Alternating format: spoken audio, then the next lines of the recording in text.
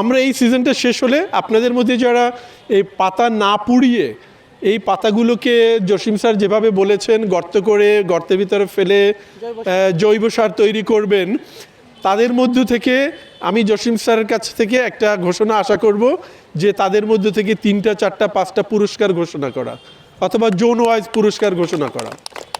আরেকটা কাজ করতে হবে, যারা এটা অমান্য করবেন তাদের বিরুদ্ধে তাদের ব্যাপারে স্টেট ম্যানেজার পদক্ষেপ নেবেন।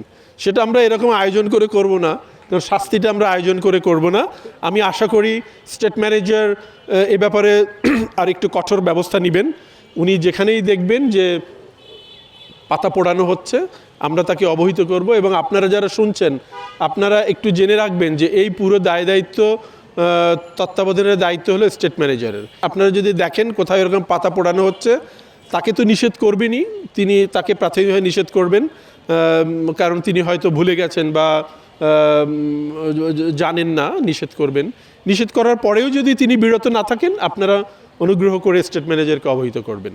আমাদের বিভিন্ন ইউনিটে যাদের সকল ক্লিনার আপনার তত্ত্বাবধানে নয়, কোথাও কোথাও ডিন অফিস আছে, হল আছে, কিংবা অন্যান্য অফিস আছে, আমি অনুরোধ করব আপনি প্রত্যেকটি অফিস প্রধানকে একটি চিঠি দিবেন এ ব্যাপারে অবহিত করে, ওনারা যেন ওনাদের অধীনে যারা এই কাজটা করেন তাদেরকে যেন সতর্ক করেন এ ব্যাপারে। তাহলে এই কাজটা ডিসেন্ট্রালাইজড হয়ে যাবে।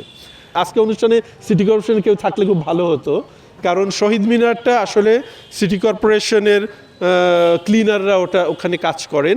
তো সিটি কর্পোরেশনে যদি আপনি এটা অবহিত করেন এবং আমরা আমাদের যারা শিক্ষার্থী সাংবাদিক আছে ওখানে এর ব্যত্যয় ঘটলে আমরা ওনাদেরকে অবহিত করব।